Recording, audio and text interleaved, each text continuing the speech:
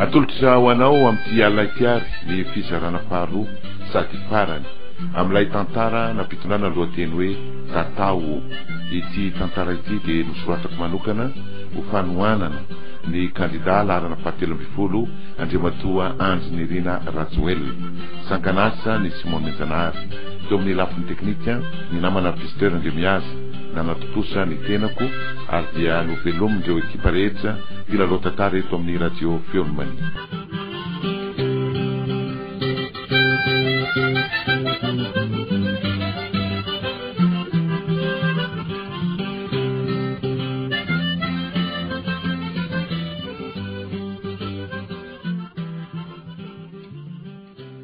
Antoine, ahoana zay sehany? Efa tafaveriny eo ambavady sady ane io ny Ha? Mba nalaky zany a. Andao aingana aloha andeha anontany azy. Manahoana io ny? Tonga soa nareo? Manahoana nareo? Ary nalaky niverina fa angatsy nahita azy nareo? Nahita ka, afaka fotoana fohy dia hiditra eo izy fa izay no nampilaza meloa. Ka leo ary aniraka ny mpiambina ampanen'ny famantarany. Mandeha ary fa za kosa aloha andeha ampiomana andreo mpiara-miasa amiko mifandraisana azy. Samiary manatateraka ny asany e.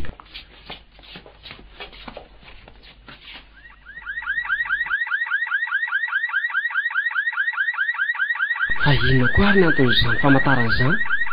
Tena misy zavatra hafa mihitsy angamba ao an-dapa izany. Aleo mihitsy aloha atsoina Noro an-tanan'izany ka. Noro a! Noro! Eny tompo? Mba renao ve izany sirenina maneno izany sa... Ahoana moa ny fiandrenesako an'izany Lova? Dia tsy gaga ve ianao hoe inona no mampaneno an'izany famantarana izany? Rehefa tafaverina avy manao fifidiana andrainao vao tokony haneno izany. Ka inona izany no ampaneno azy amin'izao olo izao? Sa ve niverina an-dalana papa? Tena tsy fantatro. Za moa ty raikitra miara-miasa aminao tiako. Izao ry Noro a. Izao anao dia mandehana jereo izay ao an-dapa ao. Sao dia misy zavatra kononkonon'ireo mpiara-miasa amin'ny papa reo ao. Na inona zavatra miseho any dia miverena ty amiko anao milaza izay zava-misy any a. Nahoana kay raha miverina eny aloha sika? Na amin'ny fotoana ao laniko mandroso sy miverina eo aza ve tsy... Hitanao, mbola tsy vita famondrana amin'ny anarako a ireo tany ireo. Izao dia mandehana ianao. Mitondrana mananankiray raha ohatra hoe mety misy zavatra iahinao eny an-dalana. Eny ary tompoko.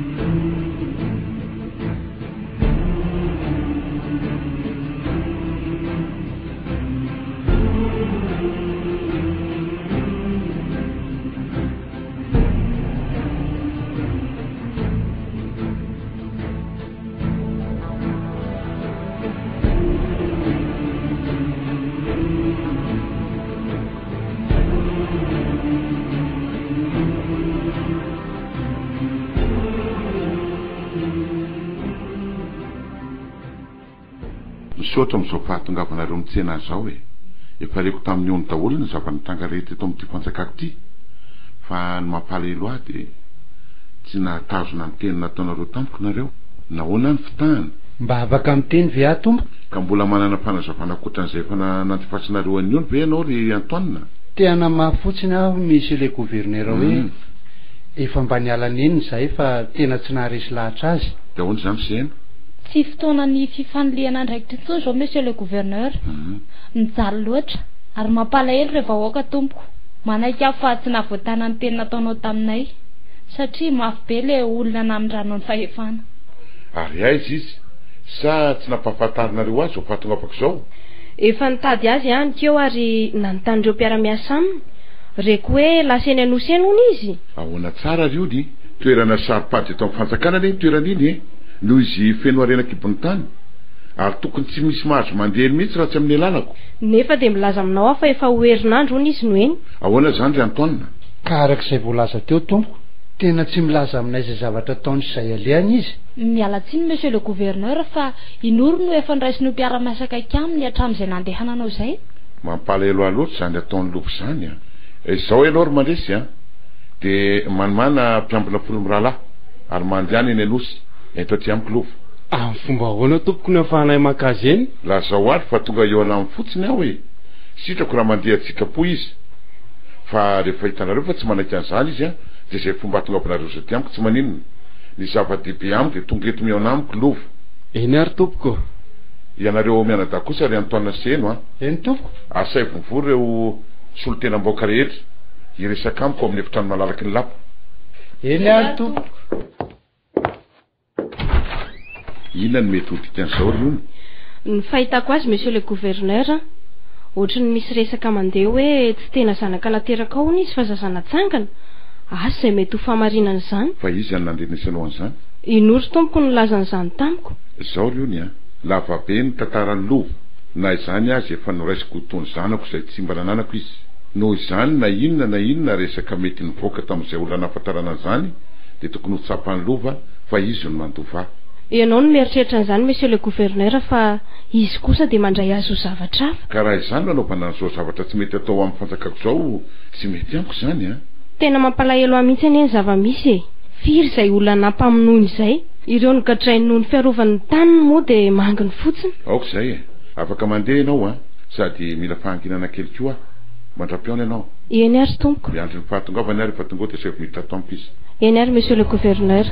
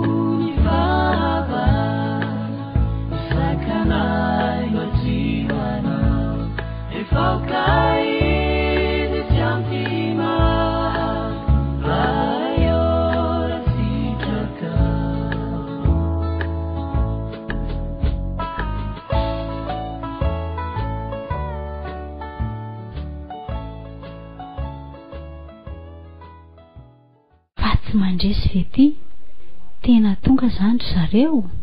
Zay zany no anton'le famantarana teo iny. Fa avy aiza moa ianao io Ronoro de andeha ho aiza? Za zao no tokony nianontany anareo ko. Fa anontany anay ahoana indray ianao Ronoro a? Fa tonga ovininareo.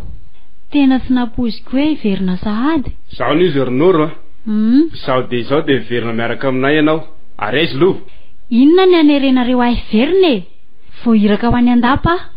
Mandehana ary nefa de tadio fa efa miary anao any an-dapa ny savenjana. Ha? Fa za moa nanao inona no azo sazy? Tsotra ny fanontaniako aminao, aizy lova. Eny anosy izy. Mazava. Io ry zalava ao fatorana io lakan'io de malaky a. Afaka mandeha ianao. Tena tsy napoiziko. Fa nahoana no miverina sahady ry zareo? De inona ny antony tadiavana ny lova? Marina tsy hafahafa be ihany zany a. Aleo aloha andeha fa tsy ho hita eo ihany ve zany e.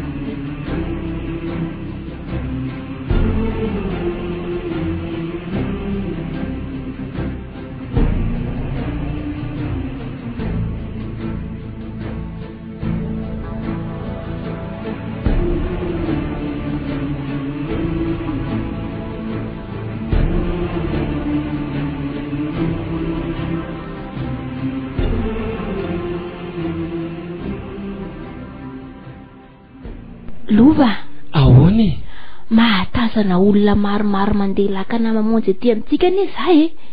Ahoana koa ary zany? Ary olona maromaro hanao inona? Angeja ireo amin'ity masilavitra ity e. Aingana ianao? Fa tsy mandresy ve indry Alpha? Tena izy fa inona ny tsy mampiteny anao? Fa misy inona ry Lova? Tena mandresy ny mitondra mpiambina manatony ety indry Alpha. Ahoana hoe? Fa ngatapitra sady ny fitsidihana nataony tany? Tena misy zavatra tsy mazava amiko zao ry Alpha. Ary tena tsy takatry ny saiko zao. Ity stafa verina sady ny tena malasa ny eritreritro. Tena nandefa iraka ny iverenany mihitsy Antoine Sehena. Reny mantsy ny tena rangoro fototry ny hafa. Dikan'izany raha ny fahitako an'izao diandry mandresy zao dia tonga hakanao ankatezerina ry zareo. Izao ry Alpha. Izao dia izao dia atsoa ireo olona mpiambina antsika. Fa tsy fantatra izay tena antony zao. Eny ary, aza miala eo ianao ry Lova. Angana ianao dia ento aty ny masolavitra iny mba hijereko ny fandehandry zareo. Zay ary fa lasa vetivety aloha. Dia mba nanahoana ary nefa izay Noro. Mazava ho azy aloha fa tsy maintsy fanena tamin'ny zalahy reto izy. Aleo andrasako eto ny fahatongavany dia ho iteo e. Fa raha mikasa ny sambotra kosa aloha dia hifankahita eto.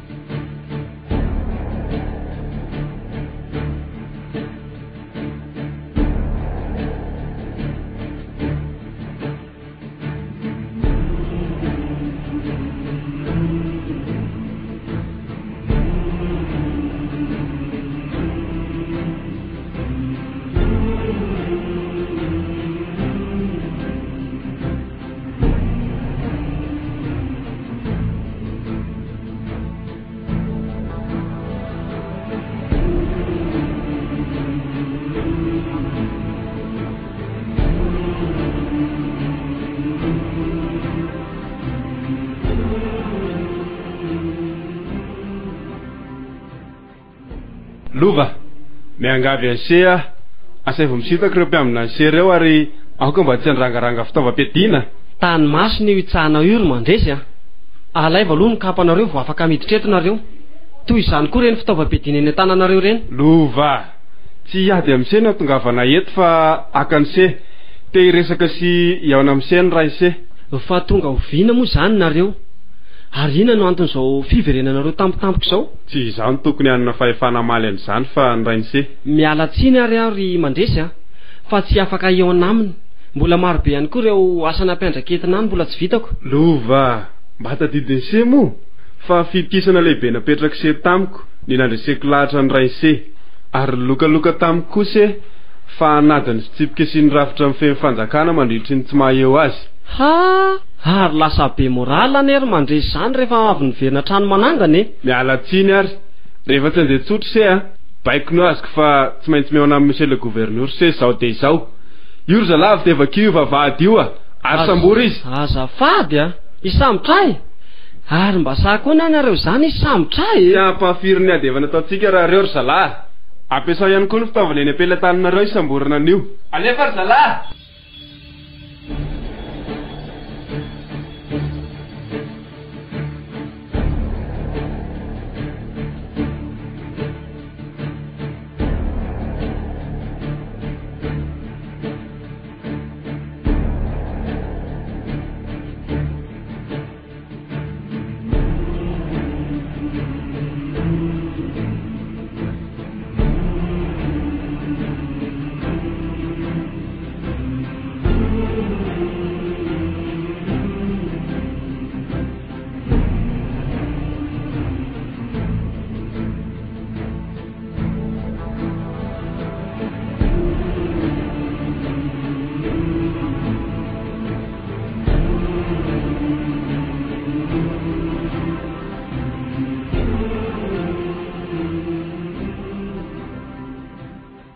Mialatsiny aminao ary loka raha ohatra ka nanao an'izao fihetsika izao taminao. Izay tianao lazaina papa. Na dia ina aza ve ny zava-misy dia tonga mifampiasa kely sy ny fisamborana toy izao? Raha nanaiky mora ny eo anamiko ianao dia tsy tonga tamin'izao mihitsy a ka efa eto aho zao miona aminao lazao izay olazainao fa mpiaino a mampalahelo azy zany fomba firesaka ao amiko zany lova na ireo mpiara-miasa amiko aza tsy mahasahy mihitsy manao an'izany toy izao amiko e ry zareo zany fa tsy za eny ary tsy maninona fa zay lazainao mety daholo manaraka izany dia misaotra anareo rehetra mpiara-miasa amiko tonga sy manaritra an'izao fotoana lehibe tsy maintsy andraisako fanapakevitra izao na inona nefa na inona no mety vokatra izao fanapakevitra ao raisiko izao dia tsy hanenenako mihitsy zany ka noho ny fitarainana tonga ty amiko ny lova dia mba te handreny teny avy aminao a mikasika an'izany fanagadrana sy famonoana voaka nataony se zany efa hatramin'ny ela ry papa no tokony hanao an'izany ianao a fa noho ny fandalitra ataondreo mpanolotsaina anao dia izao ny hafarana dia teny amiko zany ianao fa tsy fahadisoanao zany zany mihitsy reo mpanolotsainanao reo mihitsy ry papa ny tokony asolan'ireo vahoaka nogadraiko reo a mba fatatrao moa fa manakasina ny aina ary hatramin'izay firy ny olona novonoky sy napitofiliko teto efa mba nandreva ianao ny lova tsy te hamaly anao ntsony ary papa azonao esorina amiko ny fahefana nomenao ahy ianao raha teo ty efa tafaverina aiza daholo ary aloha ny taratasin'ireo tany nalainao akeriny tamin'ireo voaka ireo asa anotaneon'ireo piso lelaka aminao reo lova dia zany ve ny fomba famalinao ny tsy rainao misy hidiranao zany e mipetrahanao amin'ny asanao fa tsy misy hidiranao mihitsy ny amin'ny maharay sy ny zanakanay oka zay rony a izao zany no izy izao dia sokafo ny varavara mifonjaveny andramo atero eny lova tsy manaiky an'izany kosa ary papa tsy manaiky an'izany a aizany anakeko an'izany azafady monsieur le gouverneur sao dia mba diso zany teninao zany Antoine hatramin'ny ovina no nisy teny nataoko taminareo ka diso na izany aza tompoko sao diso mafy loatra ny sazomenao azy marina fa mampalahelo tokoa reo fianakaviana manana ny maty sy ny gadra saingy zanakao ny alova e marina zany tenisehno zany monsieur le gouverneur oka mba ho sazy hafa no omenao azy rehefa mihaino resaka fanaovantsika eto atompoko dia hitako fa na nyray tamin'izy telo mianadareo aza dia tsy mba nisy nangataka taminao ny tsy anasaziana azy fa ny fampianana ny sazy no tadiaviny aho kosa dia miangavy anao aoka hanenina tamin'izay vitany izy eri-po verimaina zany resaka rehetra zany ronoro a aza mangataka fanalefahana sazy zay fantatro papa fa omena ianao izy ny tompony aoka izy no afantatra izay ataony amiko ninonina ho lazainareo amiko dia tsy miova ny fanapa-kevitro aho nahoana moa ny lova no mahasaha mandratsaka ny olombelona ianao nahoana ny sahanao ny mibody an'ireo fananan'olona sy ny tany izay efa mba nohajan'izy ireo nandritra ny taona maro tsy fantatrao fa ny fisian'ireo vaoaka ireo no mahafirenena firenena ny fisian'izy ireo no mampisy ny fahefana izay nampinavoko anao raha mpifelevitra eto amin'ny fanjakako no nangatahako taminao dia ny fahefana fena eto amin'ny tany sy ny fanjakana mihitsy no natolotra anao tsy zaka anao zany ka mivadika ho fankahalana famonoana ny vaokako mihitsy aza kehitriny ny tsy tsapanao ny lova dia ambony amiko loatra ny mahazanako anao na dia mety mandeha zany resaka fa hoe tsy zanako naterako ianao fa zaza natsangana ity indro asehoko anao ny taratasy-pahaterahanao tsy marina zany zanako naterako ianao saika kehitriny manenina tamin'ny nanendreko anao a manenina tamin'ireo raha latsaka nataonao a malahelo an'ireo olona nogadrainao noho ny tsirariny a mifona ary papa anenina tamin'izay vitako a sazy hafa rery papa ny mba omeo ahy tambin'izay fahadisoko nataoko a fa ny aina sy ny raha latsaka tsy azo amindrana folo lova tapitra ny resaka tiako atao ento izy ry mandresy ary ateorany amin'ny fonja melohan'izany dia tadidinao mory mandresy fa nanontany anao aho hoe azonao antoka ve fa tsy hanao tao fahatany lova rehefa nangataka tamiko ianao ny anandrena azy ho mpifelevitra akaikinao eny tompoko ka nahoana natolorana olona mpamony vaoka ohatran'izao a mifonanao monsieur le gouverneur fa tena tsy napoiziko tsy nifofonanao no ilaiko izao nahoana nitolorana olona mpamony vahoaka zay no angatahako valiny aminao manomboka izao dia mitady ena mifitokisako anao ry mandresy tsy hameriny tsony re tompoko izao ry mandresy a manaraka mila fatarina tsara nitoetran'le olona maneraka anao izao raha tsy enao a tsy nisy an'izao zavatra rehetrarehetra izao tapitra ny teniko eto izy ary eto any amin'ireo toerana mendrika sy saza ny mpamon'olona zay tsy miovatra fanapakevitra zay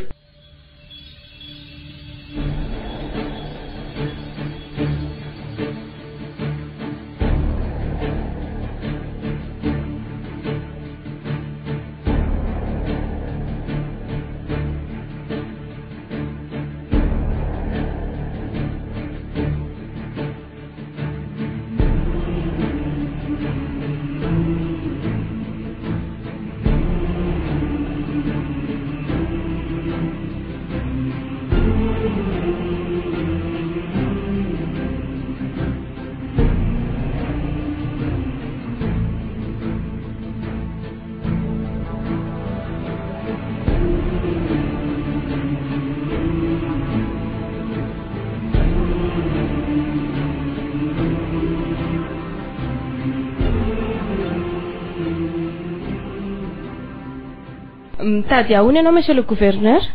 Zao ry ony a. Eny tompoko. Mitondray ianao mpiampina 5 de manjary ianao venany amin'le tovolatsy hoe Iandry le niona tamintsika de ento miaraka aminareo aty amiko izy. Eny ary monsieur le gouverneur.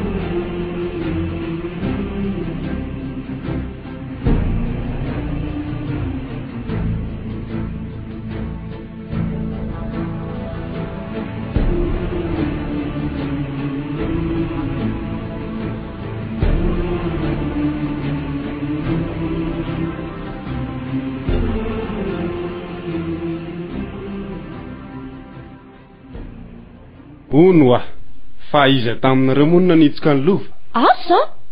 Fa iza no nitondra azy tany aminy ka nahatonga azy ho tendrena? Tsy hita mory zao ry seno. Sao ve namana ny fitokisany tamiko ara lasa miena be dia be. Manao ny sehany paka 19. Fa inona daholo izany rehetra lasainareo izany e? Ka hita avy izany ny marinako.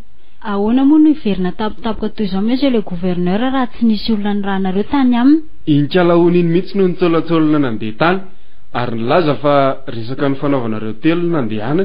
Hitanao izay de miomana fa hifandany eto sika. Hifandany ahoana e? De hifandany amin'inona tsy azoko? Namba miferitreretanareo kosa ve hoe zanaka monsieur le gouverneur migadra izany de ho tsara? Fa iza nanagatra azy?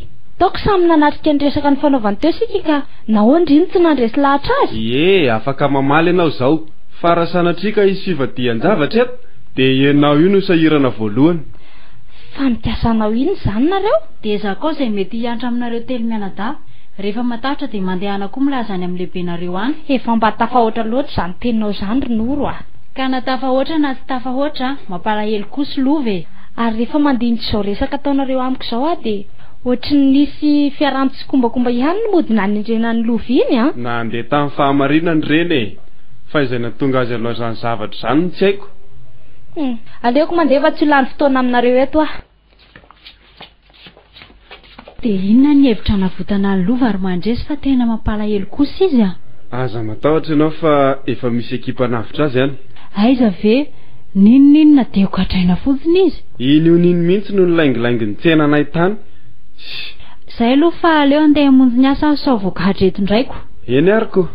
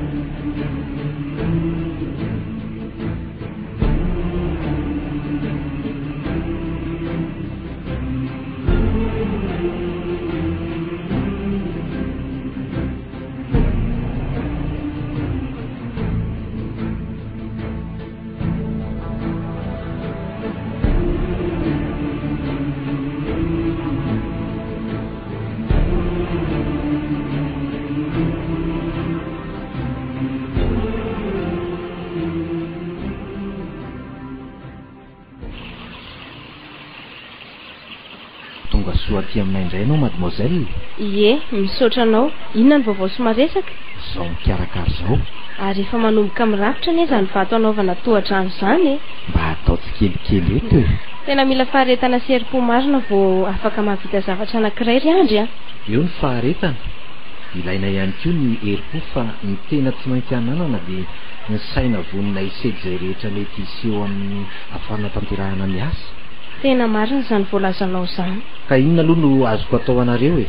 Fa lasa variany resaka fotsiny eto sika. Miverina ty tokoa zay araka le teny nataony monsieur le gouverneur taminao iny. Te hiona aminao ony izy. Ary mba kely zany mademoiselle. Teny efa miandry anao izy ao a. Dia ahoana zany? Ovina no tsy niatongavako any aminy. Niraka nampanaoviny anay a.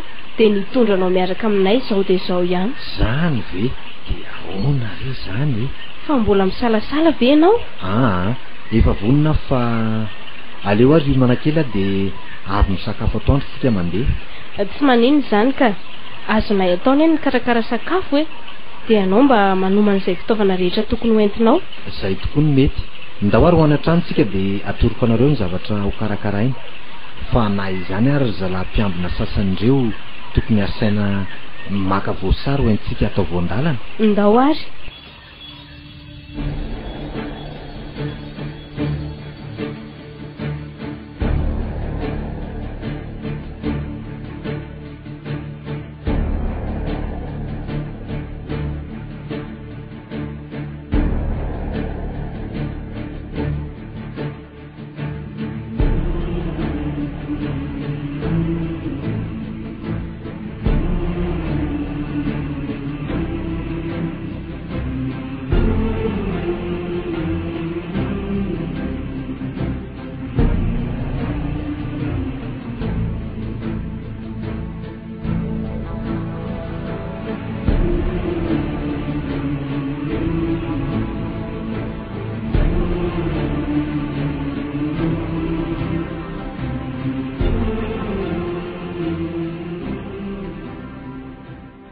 Monsieur le gouverneur. Miananao ary io.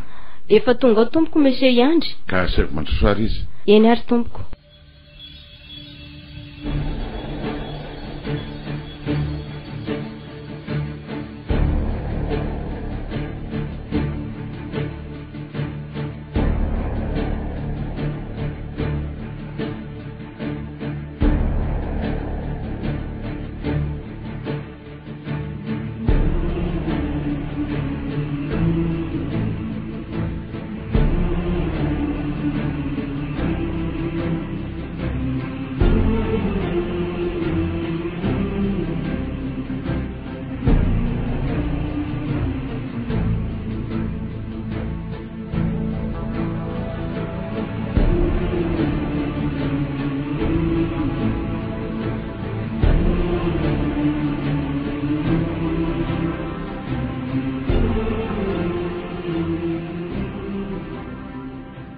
Noro ahoana?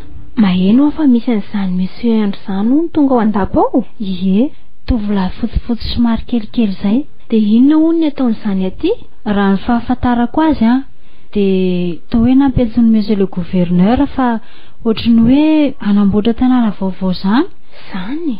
Ie, dia hanao fampandrosoana aty. Tsy dia haiko loatra moa fa io no nasainy nakazy tany. Fa bandy avy aiza nefa izany Izay indray aloha tsy haiko fa ny fantatro fotsiny dia hoe mana fahaiza manao amin'ny lafin'ny fampandrosoana sady manana namana afaka hanatanteraka an'izany izy. Dia indriva ery Noro tsy mba mahatsapa fa mety izany bandy izany no solony anolofa ny fitantanana an'ity fanjakana ity. Na izay sy mandresy koa aloha tena efa nieritreritra an'izany. Tokony tsy handrely sika fa miomana amin'izay fomba rehetra noerana azy. Tena ho rava sy potika daholo ny aky izay nokasaintsika raha tafapetraka eo izany bandy izany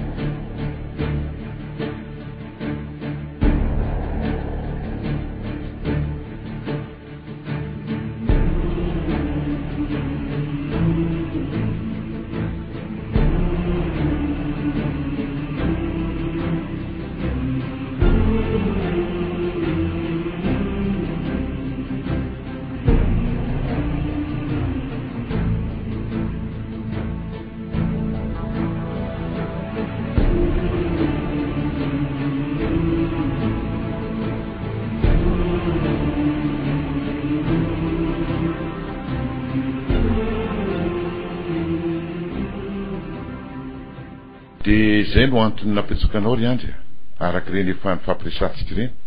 Matoa tonga aty dia vonina tompoko.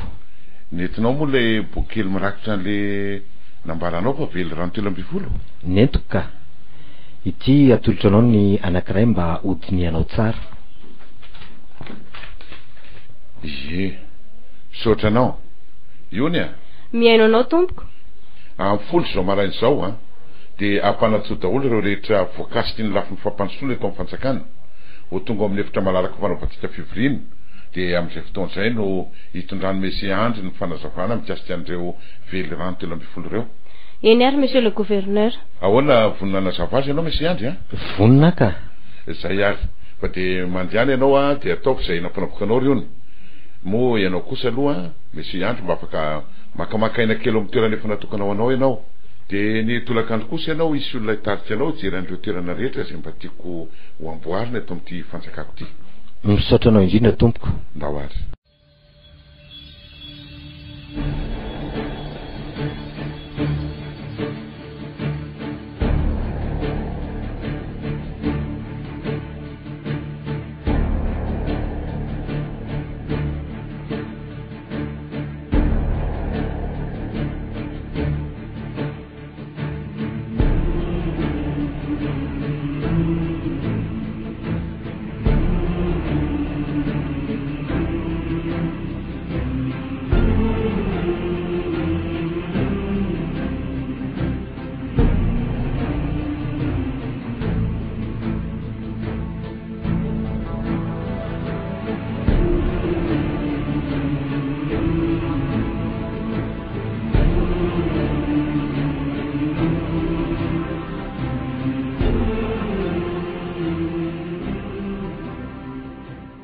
Eny ary tompoko, araky ny efa nambara tamintsika dia tonga eto anatrehantsika Monsieur Andry hitondra fanazavana amin'ireo vely rano 12 izay everiny fa ampandrosoana ity tany sy fanjakana misy atsika ity. Efa nisy ny fiaonana maromaro teo amin'ny sy ny lehibentsika ary dia zao izy nafarana iona amintsika izao. Koa miangavy ianao tompoko mba hiakatra ety anoloana ary hitondra ireo fanazavana tianao atao aminay.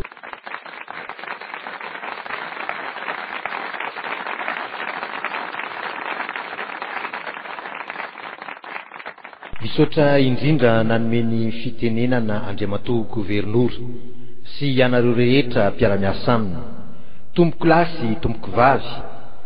Voalohany dia tena isaorako an'Andriamanitra lehibe izao fotoana izao satria efa mba ela ihany nandriko iaona aminareo tompon'andraikitra ambony eto amin'ny tany sy ny fanjakana. Nofinofiko mba iaona aminao monsieur le gouverneur araky reny efa nambarako anao ireny. Ankehitriny tanteraka zany ary everiko fa sitrak'Andriamanitra zao matoa tanteraka. Tokana ny tanjoko amin'izao fitondrako fanazavana izao dia mba ho fampandrosoana ity tanindrazantsika ity. Maninona ny hoe velorano no ataoko fa tsy zavatra hafa? Ny velorano no ifamatorantsika ary tsy famadiantsika na oviana ka ho tanteraka izao fikasantsika izao. Tsy ho lava taria tompoko lahy sy tompoko vavy fa avy hatrany dia hoentiko ny fanazavana tsirairay ireo velorano 13 ireo. Ny velorano voalohany dia ny mikasika ny fandriampahalemana. Apetraka ny lamina amin'ny fandriampahalemana manerana ity nositsika ity, ho foanana ny fanondranana omby any velany, fongorona ny alatromby amin'ny fametrahana ny puce isaky ny andian'omby 50. Io lay atao hoe puce intelligence de localisation. Akoatr'izay dia ovatsiana fitaovana ary fomba ny mpitandro ny filaminana. Hividy helikoptera 10 isika miampy fiara tsy mataho-dalana tsy laitram-bala ary averina sy ho amafisina ireo dina 220 efa miantra. Apetraka ihany koa ilay antsoina hoe force spéciale amaly ny antsovonjy ao anatin'ny 30 minitra. Mikasika ny fankana ankeriny dia apetraka ny atao hoe brigade anti-kidnapping. Fa amin'ireo lalam-pirenena rehetra misy eto amintsika dia apetraka isaky ny 100 kilometatra ny brigade routière spéciale. Io dia natao mba ahafahan'ireo mpitondra fiara maka-aina kely ary farany dia atao sesitany sy gadraina ny dahalo mpamon'olona aorina ny fonja hitazomana azy ireo. Ny velorano faharoa angofo sy rano sotro madio ho an'ny rehetra, atao amin'ny vidiny mirary ny vidin'ny herinaratra ary aparitaka manerana ny nosy ny herinaratra homena rano madio ny rehetra. ampitomboina avy roeny ny famokarana herinaratra farafahakeliny ary vatsiana kit solaire ny tsy mananjiro ka alotsy kelikely ny sarany isam-bolana. Velorano fahatelo ady amin'ny kolokolo sy fitsarana tsy miangatra. Tsy asiana famindrapo ho an'ny mpanao kolokolo. Ampanatonina ny vahoaka ny sampandraharam-panjakana ary atao modely ho an'ny olom-pirenena. Ny olom-boafidy sy ny mpiasam-panjakana ary tokony ho modely manomboka any amin'ny filoham-pirenena ka hatrany amin'ny sefim-pokotany ary ny mpiasam-panjakana rehetra. Ampitovizina ny fahafahan'ny zanaky ny malagasy hiditra ho mpiasam-panjakana ary amafisina ny fanaraha-maso ny fampiasana ny volam-panjakana hialana amin'ny gabraraka ary hoesorina tsy ho mpiasam-panjakana intsony izay tratra manao kolokolo. Velorano fahaefatra fanabeazana ho an'ny rehetra. Ho atsangatsika ny ivitoerana fanofanana arakasa isaky ny faritra ary hitarina any amin'ny distrika ho an'ireo tanora manatanteraka sy nahavita kilasy fahasivy. Ho atsaraina ny kalitaon'ny fampianarana ho fanin'ireo mpampianatra ho matianina. Beazina arabatana aratsaina sy amin'ny maha olom-pirenena avanina ireo mpianatra. Ho atao manara-penitra ireo toeram-pianarana ny EPP, ny CEG ary ny lycée. Ampiasaina ny teknôlôjia manaraka ny toetrandro ankehitriny.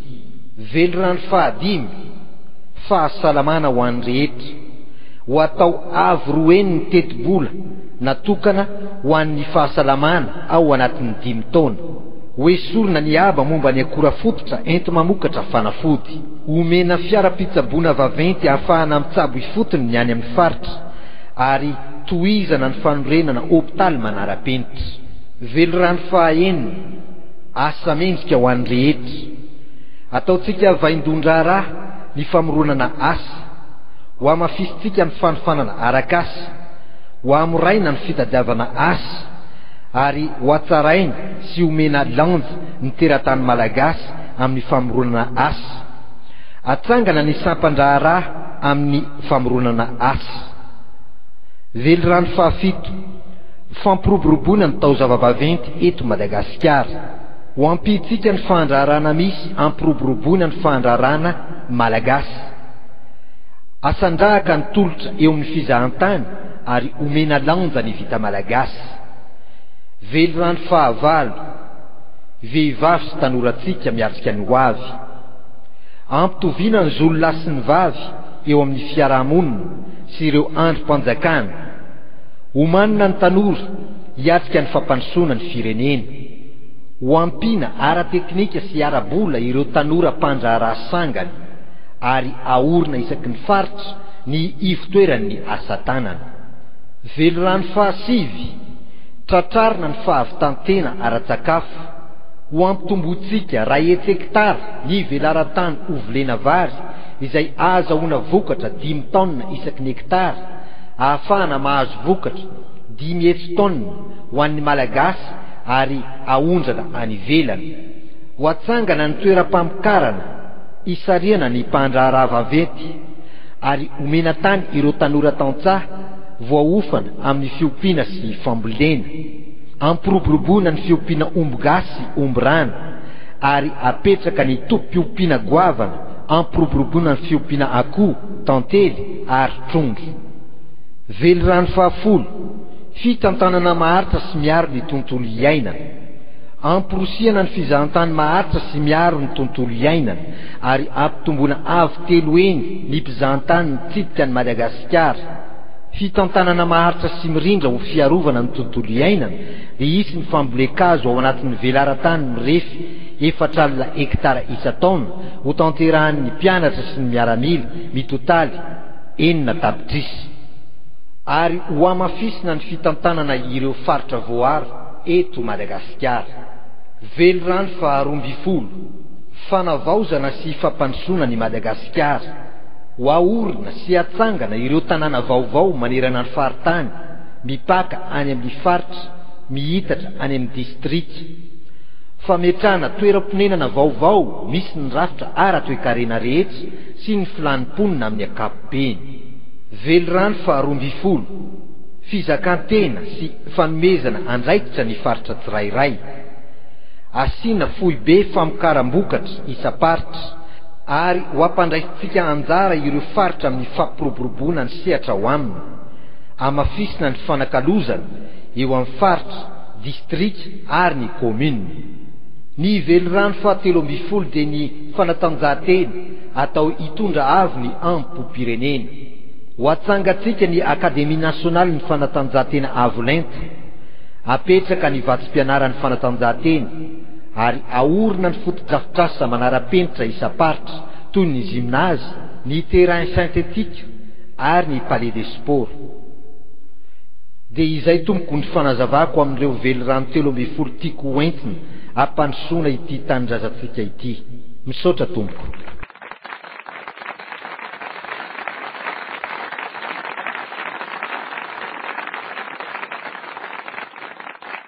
Isaorantsika Monsieur Yandry tamin'izay fanazavana nataony teo izay. Andeha ary hiara hitsangana isika rehetra no sady hitehaka ho azy ho fankasitrahana izany vinam-pampandrosoana ho tanterahana izany.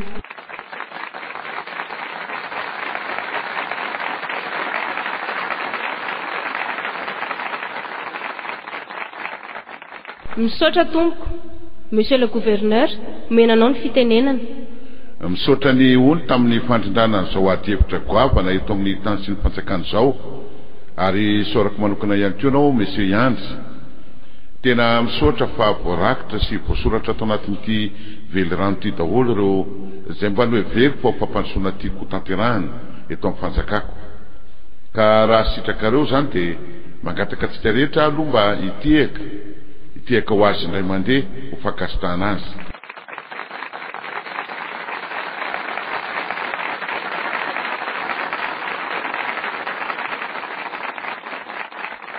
Misaotra indrindra tompoko, mbola averiko indray fa efa hatramin'ny ela no niomana hitondra izay kely fahaizako sy izay mba azoko atao ampandrosoana ity tanindrazantsika ity. Tsy ho firenena gisitra foana ity firenentsika ity fa afaka atao tsara ny mahalohany azy aty amin'ny faritra Afrika. Eny, maninona moa raha eran'izao tontolo izao?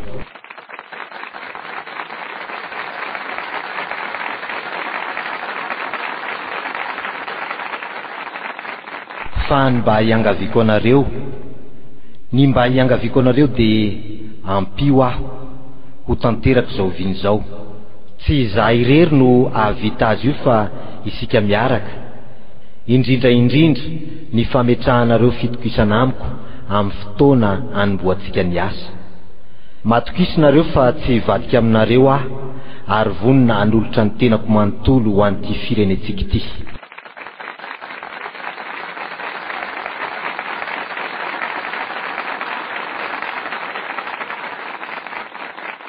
Efa hatramin'ny ela no nikaroako sy nitadiavako olona toa azy mba ho apaka hanampy ahy amin'ny fomba hampandrosoantsika nyity firenentsika ity. Ankehitriny dia indro eto anoloantsika izy, vonina n'olo tena ho azy fampandrosoana tena azo sapaitanana. Izay no tena nitadiavako izay. Koa miangavy anao aho mba hitsangana sy hijory etsy-anoloana Monsieur Yandry.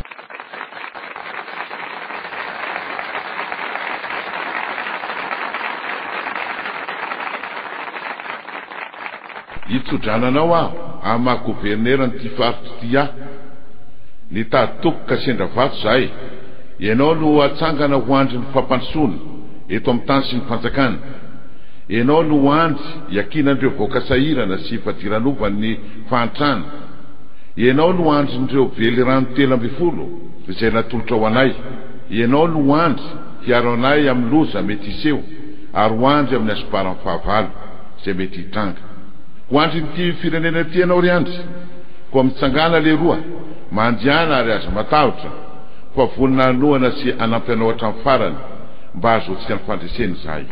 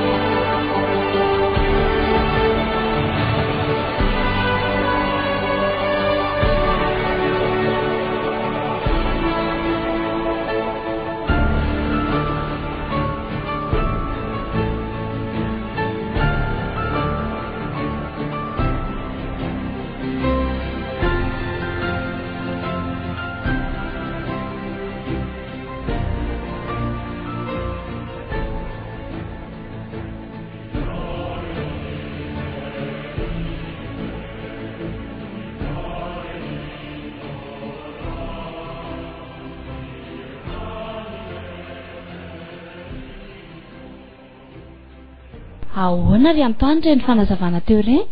Tena miaika ary se eno. Ay ve misy tovolahy toy ireny eto amin'ity fanjakana ity? Nahoana tsy niseho hatramin'izay? Sao vao tena tsambako fa misy olona vononan'olo tena ao an-tandrazana tokoa kaina dia tsy miseho azy. Izy zany ny tompon'ilay tanàna mahafinaritra feno voasary maniry? Raha ny fanazavana nataony ony tamiko dia mety ho izy a. Tena nahavariana ery ny fanazavany amin'ny fomba hanafanana ny fanoranan'omby sy ny tetika hoentina hampanotrony any ambanivohitra. Lojika be raha hanao izany fomba hanafanana ny fanoranan'omby izany izy, satria tena lany anie ny ombintsika e. Nefa dia akina ny fiainantsika malagasy ny omby na karatsiana na mpifaliana. Ny tena mampanay ahy nefa ry Antoine dia no inona ndray enoy aloha e. Teneno ary? Manay ahy sao dia hisy tsy anaiky ny hanatanterana azy. Efa olona mivadik'ondrana kosa reny raha zavatra toy izao no mbola tsy hoekena. Tena marina e. Ianao ve dia tsy eritreritra hoe anaiky izao ilova raha fantany izao? Adalana ny azy. Efa nomena fahefana izy fa tsy hainy nampiasa azy. Mahafinaritra loatra raha mba tanteraka tsara sy andava ny renrehetra ireny. Fa inona no malaza sainanareo eto? Ho inona moa ki fa reny ihany keo reny? Mety tsy inonareo fa ho vitany reny a? Nefa dia tena milaza aminareo aho fa raha ny fahitako ny zavatra ataony amin'ny toerana misy azy a dia tena vitany io. Satria tokoa moa nareo fa tany io? Ie, efa indroa tany ary amin'izao izy lasa ty amintsika izao anie ka manao tohadrano hitaritana jiro amin'ny faritra misy azy. Dia inona kely fitaovana anaovany an'izany? Mamaky vato izy ary ireo vato ireo no taominy ka arafiny ho tohadrano. Zany hoe efa manan'olona maro be miara-miasa amin'ny hanao an'io tohadrano io zany izy? Non, izy rery no manao an'izany. Ony a, ahoana kosa no ahavitany an'izany? Ry Antoine, tsy mbola nahita tany tokoa ianao ka tsy omeko tsiny. Tsy ino ianao raha ilazako hoe izy mivady rery no nandrafitra izany toerana misy andry zareo izany. Ary lazaiko aminareo koa fa zahay niverina nandalo tao amin'izay no efa nanomboka namaky ireo vato andrafetan'ilay tohadrano izy. Dia izy rery ve? Eno a, iny any raha nahaka azy iny a dia akory ny agagako fa efa manomboka mandrafitra an'ireo vato ireo izy. Tena mba tiako ho hita izany toerana izany riony a. Na za koa aza mba teo any? Raha ny resaka ifanaovany amin'ny monsieur le gouverneur amin'izao any ala tany izao a dia ohatry ny hoe andeha hiara-hidina any sika rehetra amin'ny alarobia izao fa hifanomezana aminy a hitaona sy handrafitra an'ireo vato ireo. Andraso aloha a, firy moa amin'izany alarobia izany? 19 décembre e. Marina izany. Tena malalaka tsara sika amin'io sady mahazo alalana mba tsy hiasa. Ka moka didy mihitsy monsieur le gouverneur fa atao andro tsy hiasana io alarobia fa 7 ny volana Desambra io. Izany very io? Eno hoy aminareo ary efa nampanao taratasy filazana izy ao. Dia ahoana izany? Asaina hidina any an-toerana daholo ny vahoaka ary hiangaviana izy ireo mba samy hitondra vato anankiray avy hanampiana izay vato efa nangoniny ny andro tao tamin'ny 7 Novambra lasa teo. Andraso aloha fa tena tsy mazava amiko. Fa inona no mbola tsy mazava amindry? Fa ngamba vato betsaka no any. Araka ny voalazako taminareo teo rery se eno a. Efa misy vato nangoniny ao. Ny sasany azy efa narafiny eo amin'ilay toerana anaovana an'ilay tohadrano. Fa isika kosa dia samy hitondra vato anankiray amin'io alarobia io hanampiana izay vato efa voangony. Zay vao mazava amiko. Za manokana aloha dia tena efa vonona e. Tsara izany. Ka raha vato anankiray moa ve no mba anjara biriko hanampiana azy amin'izay asa fampandrosoana izany dia inona no tsy hanampiako azy? Dia gaga hoe inona no mbola mampisalasala nareo amin'izany? Dia raikitra izany amin'ny 7 ny volana Desambra. Dia samy miandry ny fotoana io izany sika. Marina izany. Ary hono a, dia monsieur le gouverneur koa ve izany hidina any? Hidina any izy ka. Ok, miandry izany sika e. Izay ary aloha fa andefan'ireo mpanentana.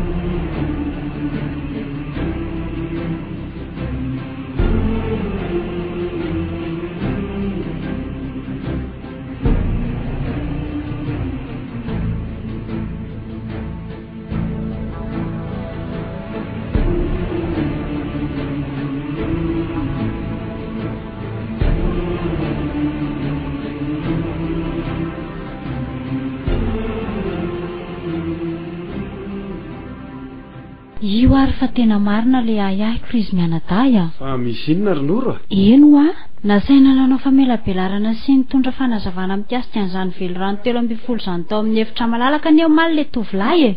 Efa reko hatramin'ny nahatongavany teto fa zany tovolahy zany dia avy monsieur le gouverneur asorany toerany lova. Iza koa ny anaiky an'izany ry Alpha? Ka nanaiky ianao na tsy anaiky dia efa izay no henoko ry mandresy a. Na izany famelabelara-kevitra nasaina nataon'izany aza ve tsy efa midika fa marina ny tenin'ny Alpha? Sao ihany sika dia ilaza amin'ireo rehetra tsy mankasitraka izao zava-misy izao. Dia hivadika amin'ny monsieur le gouverneur zany ianao? Inona tsony moa ny amiko Ronoro? Efa nitsoahany tamiko anie ny fitokisany. Dia inona nefa zany no hevitra? Atao izay hamoatsika ny lova. Efa vonona amin'izany ireo mpiambina rehetra mitazona azy eny Anosy. Miandry fotoana fotsiny sika dia raikitra io e. Raha ny fahazoakan'izany teninao zany anery mandresy dia ohatra te-hiteny ianao hoe. Teny hoe ahoana Ronoro? Efa vonona niady ianao? Sahany mihitsy Ronoro. Aiza ry ianao zany? Bandikely toy ireny ve no vela hitondra sisy eo amin'ilay eto? Tsy amintsika zany a. Zany efa te hiteny aminareo menada ihany fa tsy tokony ho raisitsika ho favalo io a. Sady iny mahafantatra zavatra betsaka indrindra fa amin'ny fifandraisantsika amin'ireo firenen-kafa. Ok, tsy maninona fa izy anaka an'izao nefa. Resena lahatra izy ro mandresy a. Andaranareo roa zany no mandresy lahatra azy. Fa iantoanina seny kosa aloha. Sika tsy tokony handray fahavalo izay efa niara-niasa tamintsika kosa e. Io tovolahy io atao izay tsy hatamana azy eto. Fa tsy maintsy alany eo ampelantanan'ny monsieur le gouverneur aloha fa efa nao afaka anao an'izany sika. Sady raha mifandrenesako azy a dia ohatra ny hoe andeha hidina any amin'izany toeran'izany daholo ny vahoaka amin'ny larobe izao. Anao inona any? Hitondra vady tsirairay avy ho ny anampiana izany vato anaovana totrano zaniko. Fa na izany kosa aza aloha izy rovavy a. Mahay ana io bandikely io e. Mahita ny tanàna izany ianao fa tena mahatamana. Feno voasary daholo ny manodidina rehetra. Vao lavitra ianao dia lokom-boasary ny tazana. Aza be resaka eo ro mandresy a. Sao anapa-kevitra hiveriny io indray a. Tsy miverin-dalana izany tsika ry Alpha. Rehefa izay dia izay.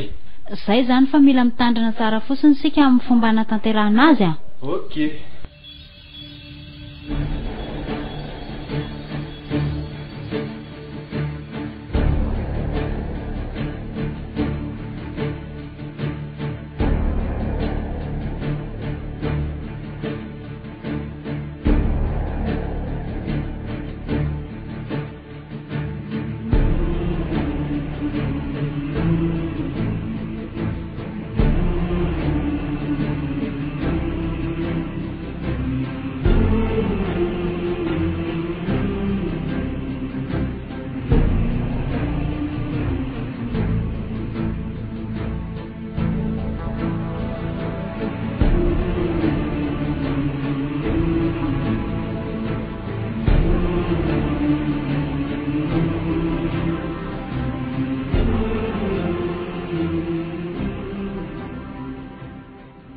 Zay ary tompo fa hialo lalana anareo any aho zany sady ny madamako koa zay ngamby efa tonga. Eny ary andry dia mirahasoa anao matokisa ianao fa efa vonona noana sy anampy anao amin'ireo fanirinao ireo zay sy ny vaokako rehetra. Misaotra anao tompoko. Efa voninao le mpiambina anaritra anao dia soavany lalana ianao a. Mandra-piony indray ary. Mandra-piony ianao.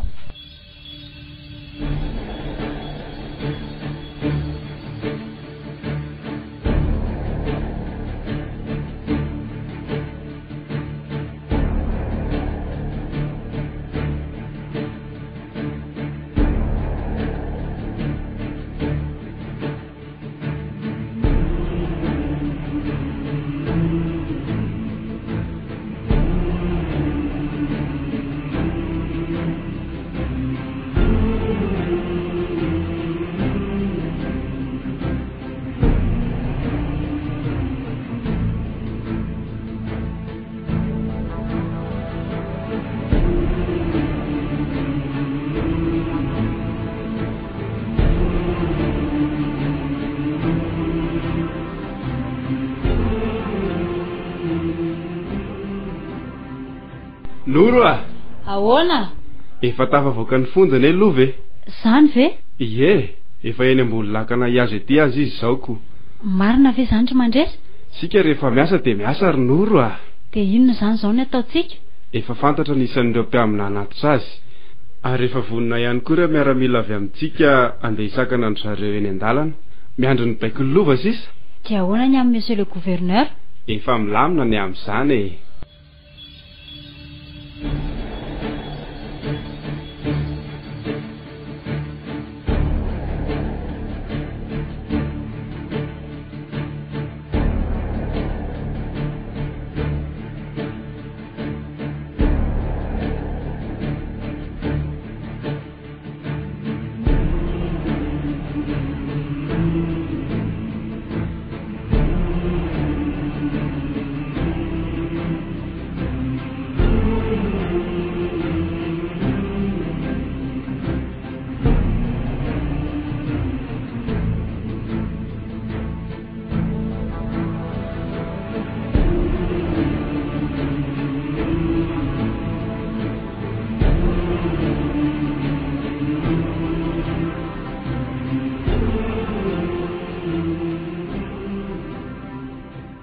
Zao no baiko omeko anareo folahy a. Sambory iny bandy iny.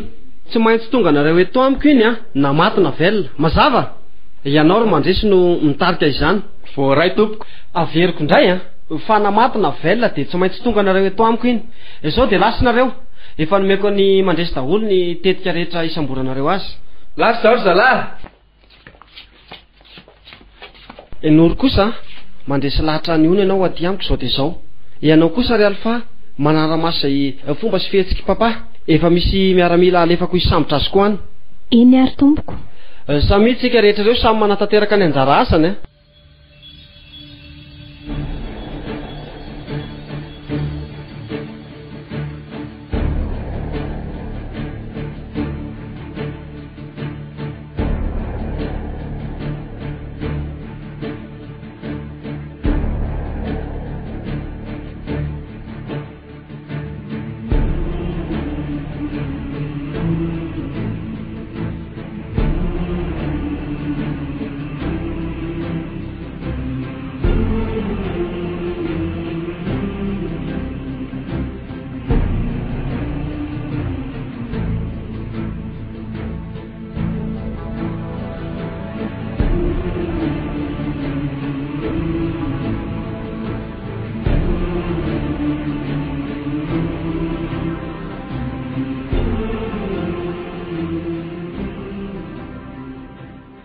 Fa ino ty kasainao atao ty ry Lova?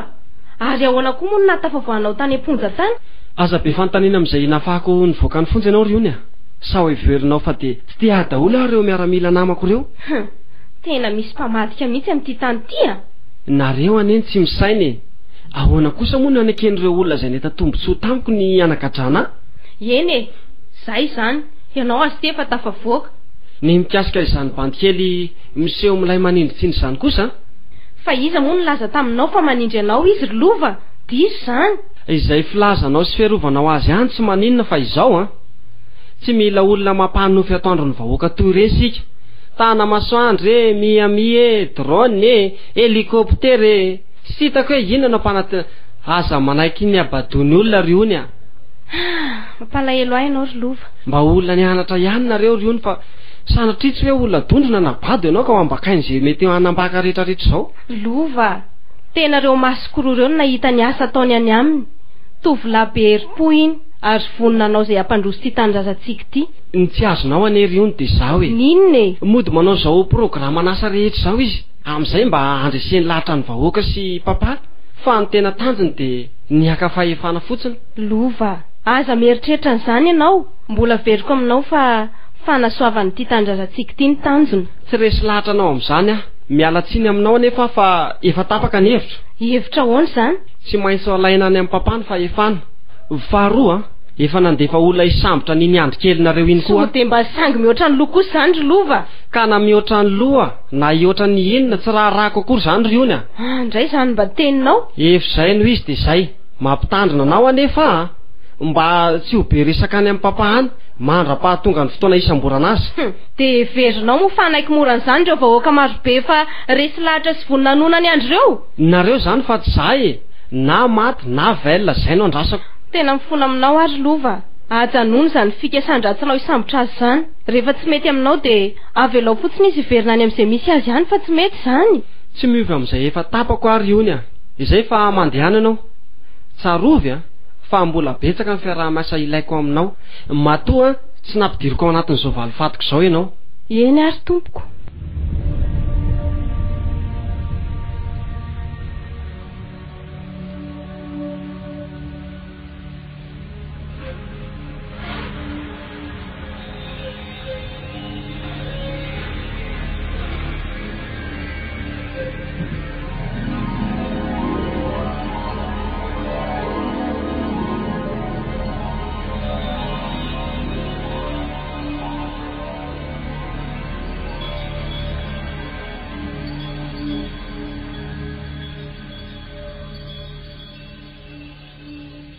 dia mitanterahan'ny lova sy ireo nanaradia azy tokoa ty hevitra tsy nokasainy ity nasainy samborina ny rainy sy ireo mpiara-miasa aminy anisan'izany sy eno sy Antoine tsy faly ny vahoaka ary dia feno fanoherana mahery vaika ny tany sy ny fanjakana tsy eto andrenivohitra ihany anefa izany fa any amin'ireo faritra maro ny maty ny maratra rava izay tsy ho rava may izay tsy ho may potika izay tsy ho potika ravany miady ilay tanàna natehonina sy nafinaritra fahiny feno miaramila masika ny tanàna ary vonina isambotra izay manohatra azy ireo olona miazakazaka mandositra ny tazana ety seroa izao sisa no niafaran'ity tanàna ity atao azalamo izay rehetra mikasa sy hiara-iasa amin'ilay tovolahy kely atao hoe Iandry dia ilay olona vonina ny an'olo-tena anavitra sy ampandroso ny firenena ilay nanana velo rano tamin'ireo vahoaka fa tsy hamadika azy ireo raha manaiky ara-iasa aminy izy ireo savaina daholo izay toerana rehetra mety ahitana azy midina hatrany anefa mibaiko avy any amin'ny lova na maty na velona araky ny henoko izao dia toa hidina hatrany amin'ny trano fonenany mihitsy reto miaramila alefa ny lova reto isambotra azy ny governora moa dia tazonina ao amin'ny efitranony ary tsy misy mahazo mitsidika na miresaka aminy afa-tsy ny zanany ihany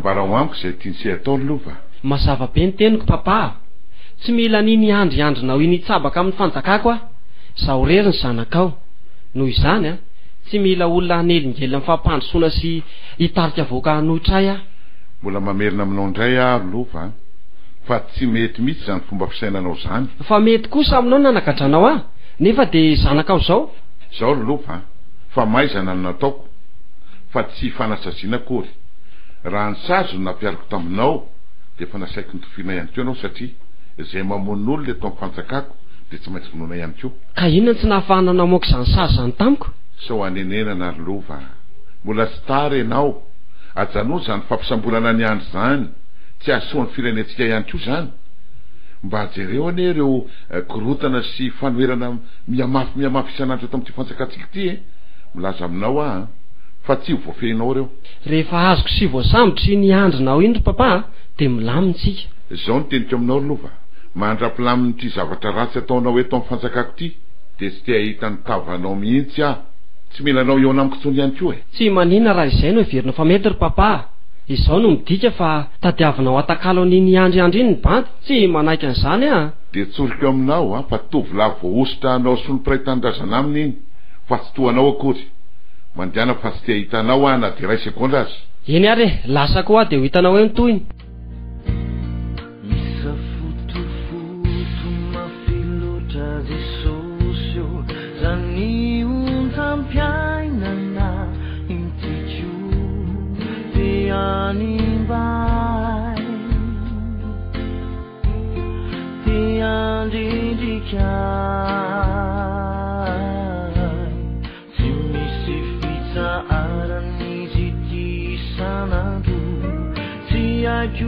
Tanterina fatena tsizake oh Jesusi milanao ani awe ampitatazi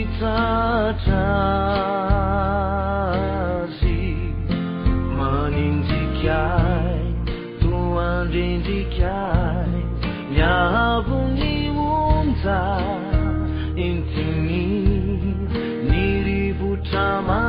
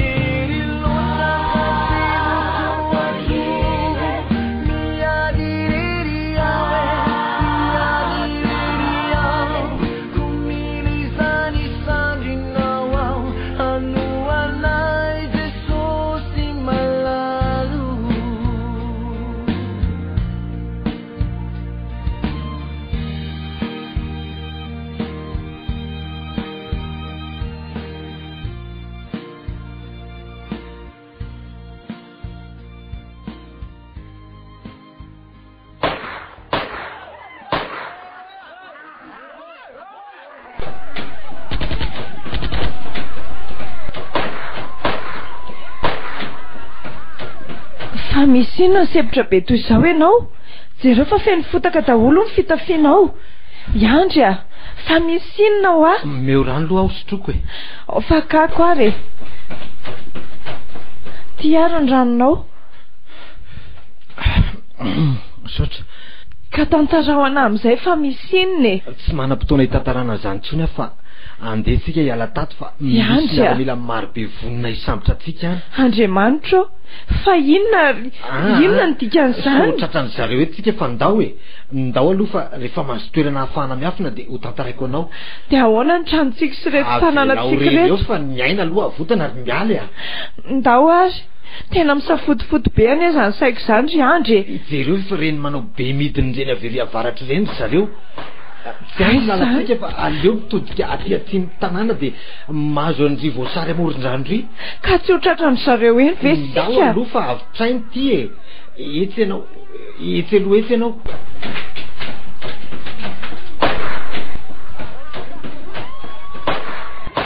ho didino zalahy io trano io a ny sasany misavany any anaty voasary any sady afaka mity voasary kolaisany de minana e ahoana rehefa tsy hita ny lisany ao de doroy trano e mahalaky fa tsy maintsy tadiavina zay toerana ahitana an'iny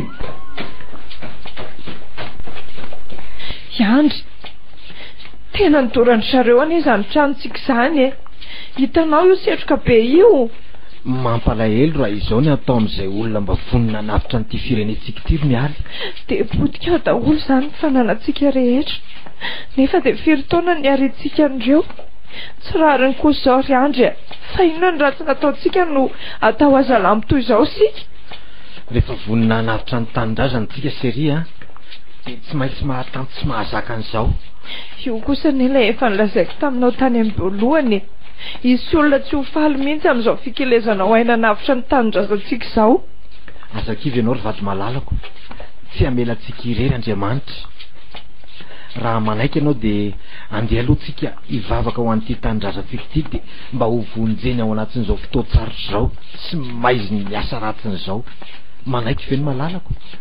Eny manaiky aho ary vonona. Ao ary iarahandohalika eto ampotry ty voasary ty sika.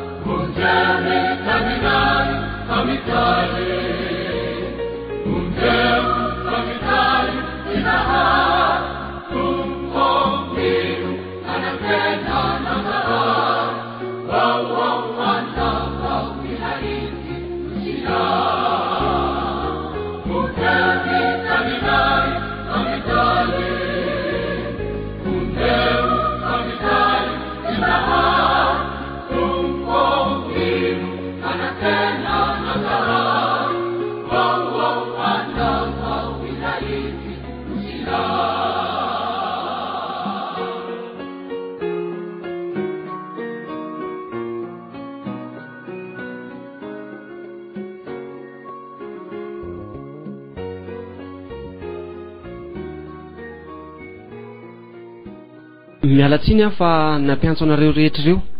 Iarahantsika mahita mantsy zao ny zava-misy eto amin'ny fanjakana. Ka izao no izy maniraka anareo andry sy lahatra n'iny bandikely iny. Asaivy miala lavitra ity fanjakako ty izy. Rehefa tsy hanaiky an'izany izy de tady dio. Fa na hihorohoro aza ny tany aman-danitra de tsy hamelako iny raha tsy maty. Azonareo ve zany? Misaotra anao tompoko nampiantso anay ary mitondra izany hevitra izany. Ny mahagaga nefa de nahoany ireo mpiara-miasa akaiky aminao hatramin'izao no mbola mitiatsaka azy any amin'izay toerana iafenana? Satria hitanao angary seny ny toerana iafenana? Tsy hitako tompoko fa reko fotsiny hoe nodorana ny toerana nipetrahany. Za koa aloha naheno an'izany e. Fa ny tena mahasarotra an'izao raharaha zao nefa ry lova de mihaino isan'andro ireo vahoaka manaradianao. Nefa kosa mitombo isan'andro ireo olona mitady any andry hitarika azy ireo. Afaka mandroso ve tompoko? Midire, fa misy inona? Efa hitanay ny toerana ipetrahany zareo tompoko. Ka inona ny tsy tonga de nisamborana azy ry mandresy a? Nareo koa zany ohatrany tsy miara-mila. Tena feno olona marobe manao barazy ny tranony a. De inona nefa nataonay? Ty firo any lesy rehefa manakasakana amin'ny fisamborana azy a. Tena miangavy anao ary lova. Oka mba tsy ho tonga amin'izany fitifirana vahoaka izany zao raharaha zao. Ka zao nareo de mandeha any aminy ary seho lahatra izy anaiky ny fialana eto. Oka no iona aminy aloha de ho hitantsika eo ny toyiny. Fa mba miangavy anareo kosa ary mandresy a, mba tsy ho tafiditra amin'izany resaka fitifirana izany nareo. Andao ary fatary e. Mandeha ary mandresy a. Aterinareo izy a de araho izay toroheviny. Eny ary tompoko.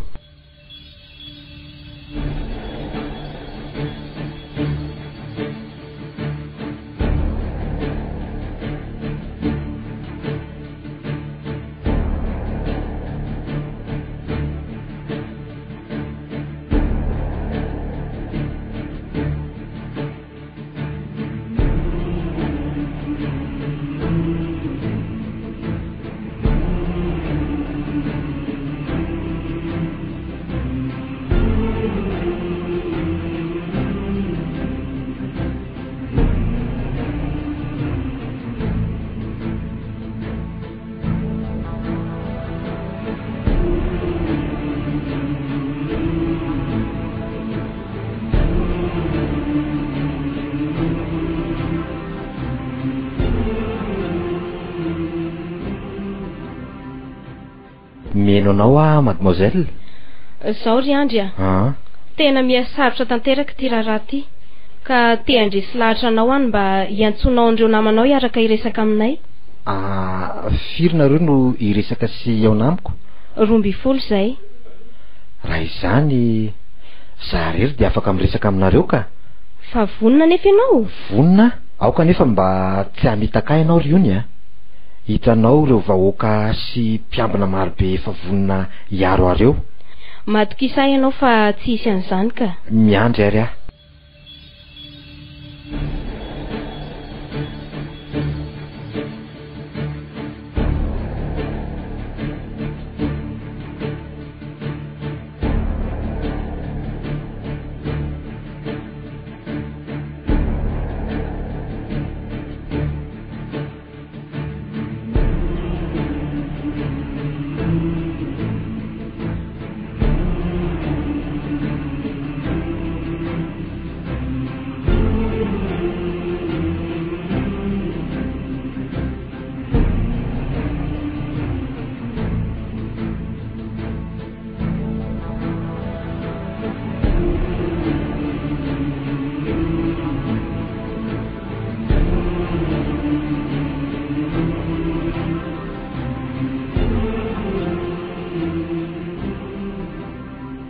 Meno anareo ary a.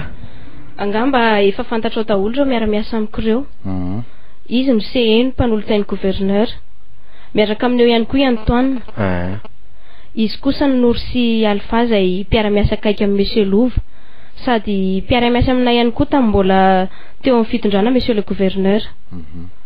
Dia ho antsika kosa izay mbola mety sy nahita azy dia izy ny Monsieur Yandry, tombo-kevitra amin'ilay velirano 13 nentina no mazavaina tao andapa ho fanampiana antsika amin'ny fampandrosoana. Izay no anjara fitenenako fa dia atolotro anareo ary ny fitenenana. Misaotra ny ony. Izaho angamba no andray fitenenana voalohany amin'ny mampanolotsaina ny tenako. Marina fa mety ary tena ilain'ny firenentsika tokoa izao fiovana tianao atao izao Monsieur Yandry. Tsapa nefa fa mitady ampizara roa ny firenena izany ka te handresy lahatra anao a. Aleo misitaka miala eto amin'ity tanàna ity ianao mba tsy hahatonga ny mety hamoizanao ny ainao. Voaraiko izay tompoko. Marina izany tenin'ny seno izany. Izay mianadahy manokana dia tena mankasitraka ireny fanazavana nataonao ireny. Saingy na Monsieur le gouverneur izay nanasanao aza moa ity tsy afaka miresaka amintsika intsony satria nyoromban'ny zanany ny fahefana ka tiana mafy izay tenin'ny madomiseliseny izay tompo. Ny andray aloha dia avy dia tsoriko fa tsy mankasitraka an'izao mihitsy a. Nahoana moa ny hevitra toy izany nefa tsy mba niarana taminay akory. Ary rehefa tena ndoniny ity zavatra ity dia hay ka fitsidiana tany aminao no nataon'ny gouverneur fa tsy tany manangana akory. Vokatran'ny fitsidian'izany anefa dia iny zanany gadrainy iny amiko kosa mipetra amin'ny toerany Lova nareo fa tsisy anaiky an'izany. Tsy marina kosa izany ry Alpha. Aza fangaro ny resaka. Tsy antsony izao ny adi-hevitra ry Antoine. Tsotra ny adi-hevitra eto. Manaiky miala eto Monsieur Yandry dia milamina ny raharaha. Zay no izy e. Miandray ny valitenao zay. Fa nahoana moa no avy didina toy izany izy e. Aiza no afantarantsika sao mba manana ny heveriny soso-kevitra ialana amin'izao koa izy. Misaotra anareo. Rehefa ny ao natamiko melohan'izao fiainaontsika izao i Mademoiselle Liona ka nangataka tamiko ny iantsoko izay namako mba hiara hiady hevitra eto dia niteny taminy aho hoe zaho rery dia afaka mihaona aminareo. Misaotra aloha amin'ny fahatongavanareo izao ho amin'ny fitadiavana vahaolana ihany koa. Reko izay voalazanareo rehetra teo izay fa mba tiako hazavaina kely dia izao. Zany tsy nieritreritra hiady na anao izay ambabona ny fahefana eto amin'ity fanjakana ity e. Nafarana no tonga teto ary anazavy ireo everiko fa fanohanako sy ho fanapiko ny vahoaka no antondiako taty. Gaga nefa raha niverina taty amiko fa miaramila mirongo fitaovam-piadiana no tonga saika hisambotra anay mivady ary nandoro ny tranonay. Dia nanalahelo aho raha nandrefa nosamborina ny gouverneur izay mivady sy ireo vahoaka izay tsy nanaiky an'izany atao azalamo izany raha n'ity tany ity sy ny fanjakana. Ankehitriny eniko ny baiko azon'ireo miaramila masika mitady ahy. Tsy maintsy azo ny ahy na maty na velona. Fa inona ny fahadisoako nataoko no tsy maintsy ho izany no hiafarako. Marina daholo izany voalazanao izany Monsieur Yandry. Efa miantso ato Monsieur Lova amin'izao fotoana izao ary tsy maintsy hiverina ho any aminy izay. Miandry izay ho fanapahan-kevitrao. Matoa tonga eto amiko nareo dia miady ny tombontsoan'izany monsieur Lovo zany. Za kosa miady ny tombontsoan'ireo vahoaka miandrandra fiovan'ireo. Tsara ho anao nefa monsieur Andro no mialeto. Ka raha hiala dia ho aiza? Eto anay ny andefa anao any ivelany ary ho raisy ny fanjakana tanana ny lany rehetra ho anao sy ny vady aman-janakao. Arovanay ianao mandra-patafiditra anao anaty fiaramanidina. Misaotra amin'izany sosokevitra izany mademoiselle Iony, saingy tsy afaka handeha tsy hamela irery ireo vahoaka efa miandrandra fiovana sy fandrosoan'ireo ah. Efa izany neviny ka inona indray mbola andanitsika andro eto e? Dia gaga mihitsy aleo izotsotratro ny ataony io e. Hitanareo ireo miaramila marobe fampiasany anafika reo.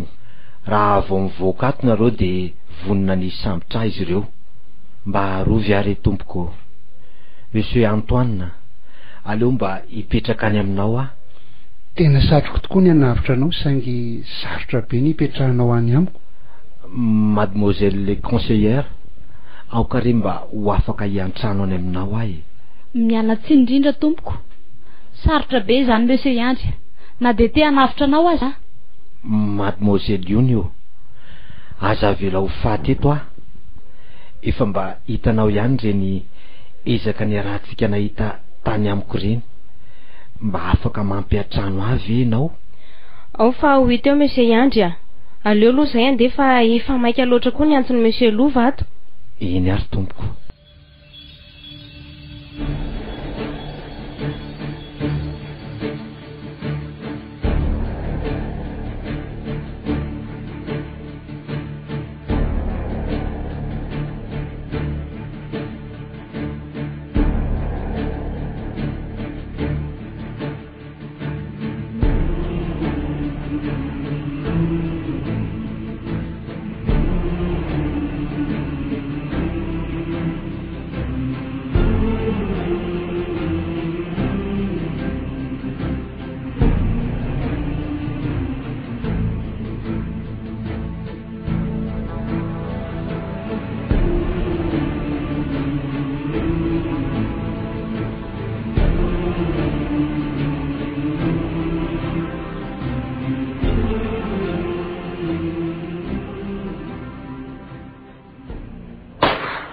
Tena nafika ary zalahy zany.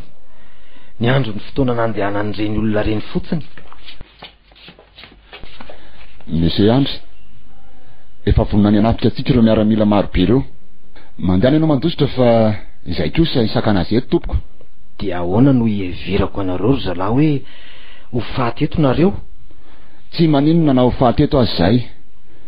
Efa izany raha teo no asanay ary raha sanatrika misy zany dia mato amin'ny tanindrazanay izay.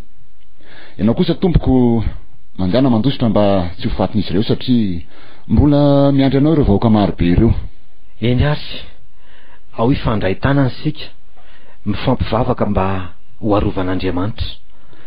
Mandehana fa izany efa mandroso aty izany zalahy. Mandra-peona ry zandry ah. Okey ary.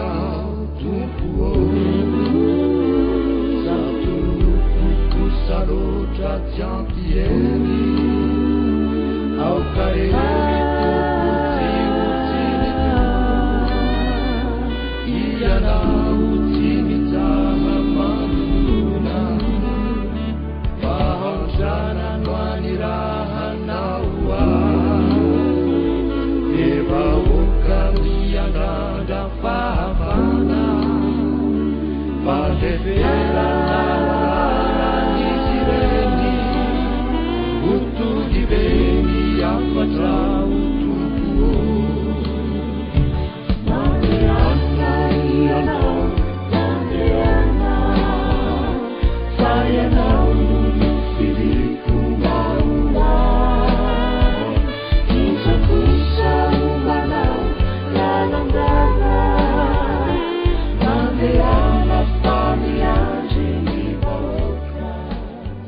tsy maintsy saoty an'ity tamboho ty aho fa tsy manana safidy alantsony soa ihany mialo efa lasa niverina any amin'ireo ray aman-dreny raha tsy zany de asa zay nahazo anay taty 1 2 3 zay tena maharary ny tombo mifona re tompoko mba ambeny ny elikanao fa iandry ihany ty tadiavin'ireo miaramily reo samborona mba vonjeo ainao ty vonjeo aho fa tena efa ao akaiky eo reo miaramila isambotra da mandeanary afenitra ato anatiny garaziny fiarakoaty anao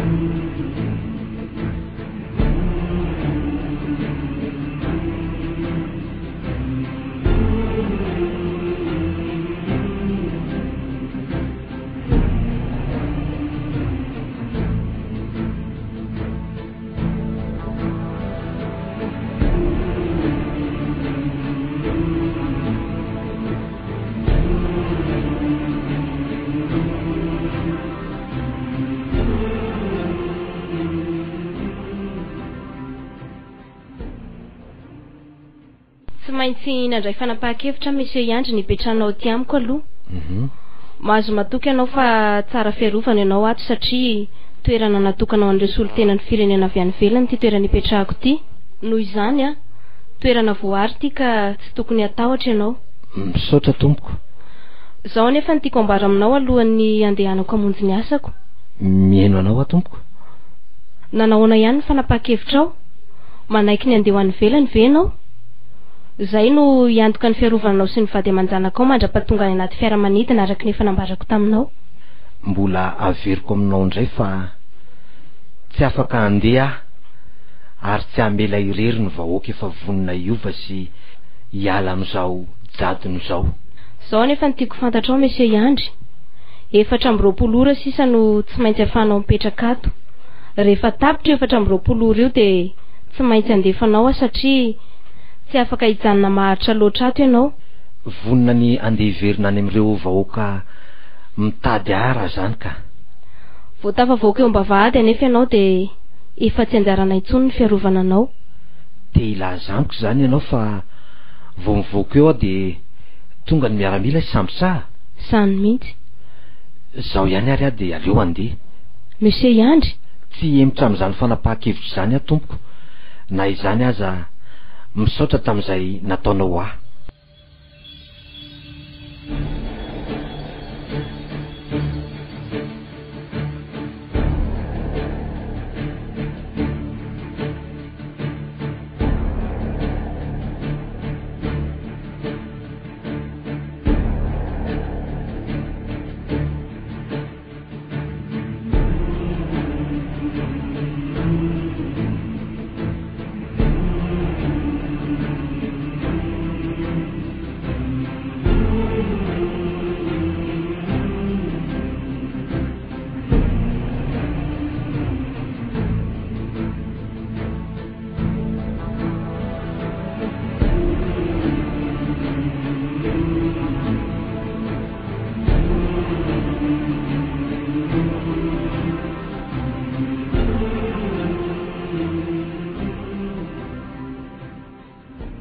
Arabainy lasy ery malalako. Niona ihany sika. Misaotra anao. Nanahoana ianao? Tsy maninona ka. Fa ny fieritreretako anao no saika nahafaty aho. Raha mbola sitrak'Andriamanitra foana ary miady a. Tsy maty zany sika. Isy olona zany. Mansoa. Ay, mademoiselle Liona. Mandroso ianao. Misaotra indrindra monsieur Iandry. Raha tadidinao dia izy no mialy vadiko. Ie, tadidiko tsara ka. Izy kosa ary mialy le mademoiselle Liona tompon'andraikitry ny arifenitra ara-panjakana. Ie, tadidiko tsara koa izy. misaotra betsaka fa vao nitantarainy andry ato fa raha tsy ianao dia asa izay nahazo azy. Asako izany tompoko saingy voafetra ihany izany indraindray. Ka mahazo toerana ary aloha tsy aharitra fa hiteny aminao fotsiny hoe rehefa nifandinika ny mpiara-miasa rehetra mahita izao korontana eto amin'ny tany sy ny fanjakana izao dia nanao izay fomba rehetra hamerenan'ny monsieur Lova ny fahefana amin'iray indray. Zany ve? Zany ny marina monsieur Yandry. Dia lasa izy izy? Tsy maintsy nalefa nivelany mihitsy izy satria nitombo marobe ireo miaramila tsy nakasitraka azy ary vonona ny hamono azy mihitsy. Zany ve mademoiselle? Miaino ny vavaka nataontsika Andriamanitra Yandry eo. Tadidinao sika nandohalika ny vavaka tamin'ny tany an-tanàna teo am-pototry'ilay voasarintsika. Tadidiko iny ka tamin'ireny tena kely ny haiko mialy. Za efa sady reraka ny tongotro narahadratra sady tena noana. Efa nifahataholo izany rehetra izany ankehitriny ka. Dia inona hono no anton'izao dianao izao ry mademoiselle io? Te iona aminareo mivady ny gouverneur sy ireo mpiara-miasa aminy. Fa tsy misy fitaka. Tsy hamitaka anareo a madama. Efa voninao ivelany eo ireo miaramila marobe ary vonona niaro anareo. Mialy a? Ahoana ki chérie? Andeha sika. Feno fahavinonana ny tenanao rehetra fa miandry antsika ny vahoaka. Zaho ane eo ihany fa ianao ry andro ny tena andrasan'izy ireo e. Andao ary fa sasany andro zareo. Ndao ary.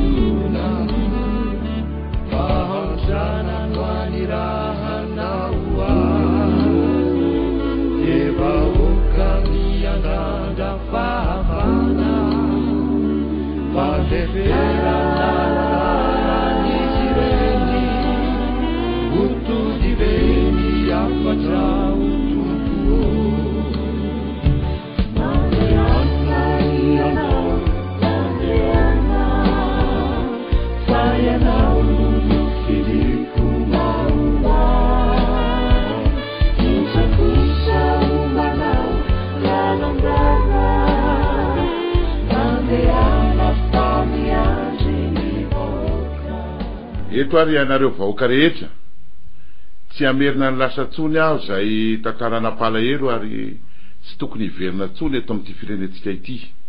Io izy mivady, io monsieur Yandry na Yandro itsika. Efa nanao velirano tamintsika izy amin'ireo velirano 3 izay no hazavainy tamintsika. Tafaverina eto anivontsika indray izy, ko miandry izay hevitrareo aho, indrindra ianareo rehetra mpiara-miasa amiko. Efa nifamelitsika ary efa nilaza tamiko ianareo fa vonona iova ka hamerina indray ny firaisankinatsika. Ko ambarao rediny reto vaoaka ireto izany teninareo zany, indrindra ireo izay any amin'ny faritra amin'izao fotoana iresantsika izao. Aleo zany io teny mialoha tompoko. Eto ary ny teninao ialfa. Manaiky ny fahadisoa koa tamin'izay rehetra tsy nety nataoko. Tambako ankehitriny fa tanora beropo sy be fitiavana ianao ry andry. Reko tamin'ireo mpiara-miasa amiko ireo fa hifanao fotoansika amin'ny alarobia 20 Desambra izao. Samy andatsaka vato anankiray izay vahoaka rehetra nampiananao ka avitana an'le toadrano lehibe izay tarihanao fahazavana ka hampamirapiratra an'izao tontolo izao. Vonina hitondra ny anjara vatoko amin'io alarobia fa aza matahotra ianao tompoko.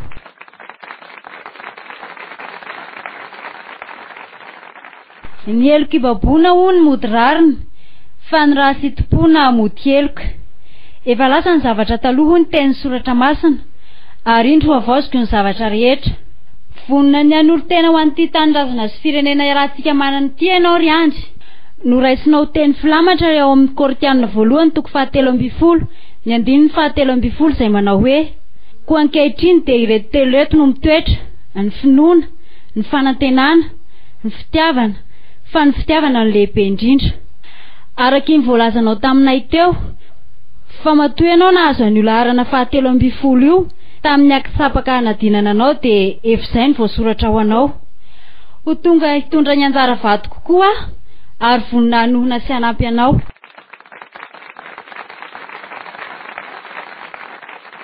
Eny tompoko, dia ombako manana ihany koa izay voalazan'izy mirava avy teo izay. Vonina aho hiara-dia aminao hanampy anao hitarika fahazavana ho an'ity firenentsika ity, ka hitondra vatsy ihany koa amin'ny alarobia 7 Desambra ho fanohanako anao mba ho fampandrosoana ity firenena malalantsika ity. Dia manentana ihany koa ireo rehetra mpiray tandrazana amiko aho mba hitondra vatsy tsirairay avy hoentsika manampy any Andry.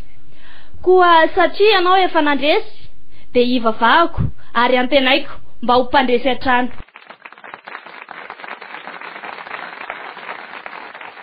Tsy misy teny firy atao koa fa mivavaka ao anao no azoko atao Mese Andry. Io larina 720 tokoa nefa nampahafantarinao anay, koa vonina koa ny hitondra ny anjara vatoko amin'io alarobia io hanamboarantsika ilay tohadrany goavana izay hampandrosoanao ny firenentsika.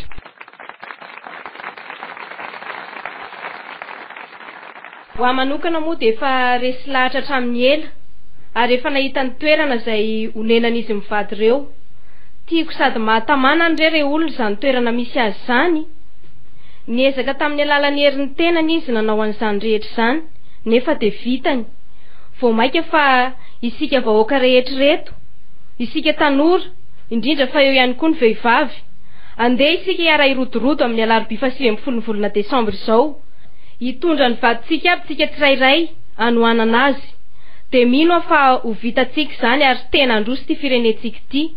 Koa mandehana ary aza matahotra mandrotsaka ny larana 7 izay ho anjara vatonao amin'io alarobia 7 volana Desambra io ho entintsika hanohanana ny Andry. Andry, manome toky avy ianao fa tsy hamitaka na hivadika amin'ireto vahoaka marobe miandrandranao ireto. Afaka matoky ahy ianao ry vady malalako. Vonina ary mbola averiko eto indray fa tsy izaho mihitsy no hivadika amin'izy ireo, ary izay no lazaiko fa ho ataoko dia tsy maintsy vitako.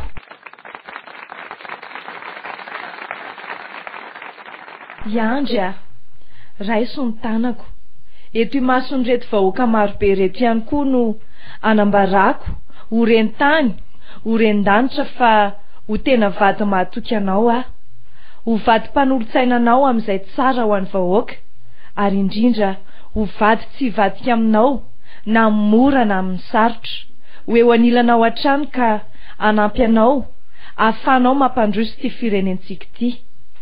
Andry vonina ihany koa na dia vadinao aza hifanometanana aminao ka hitondra ny anjara vatoko amin'io alarobia io mba hanohanako anao.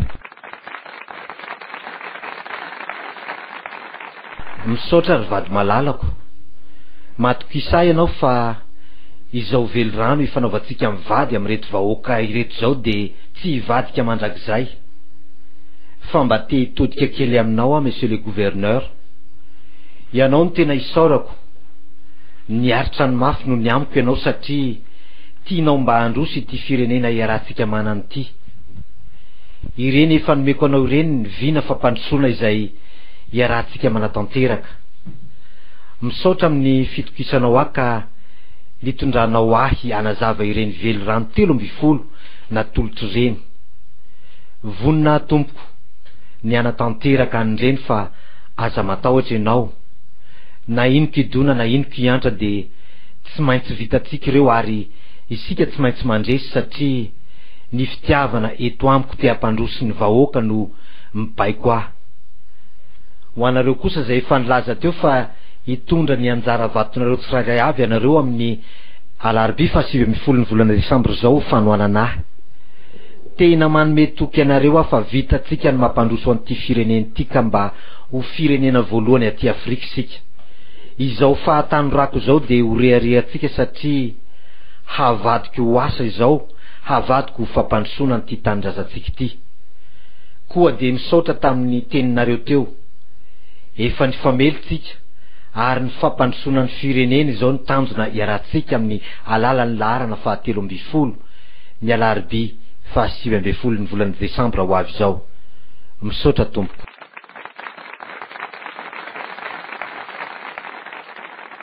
Tsy amerina ny tantarany lasa tsony aho amin'ity androany ity, fa eo ianareo vahoaka rehetra ato anatin'ny fanjakako, eo ianareo mpiara-miasa amiko, mba kasitraka tamin'ireny teny rehetra izay nataonareo reny.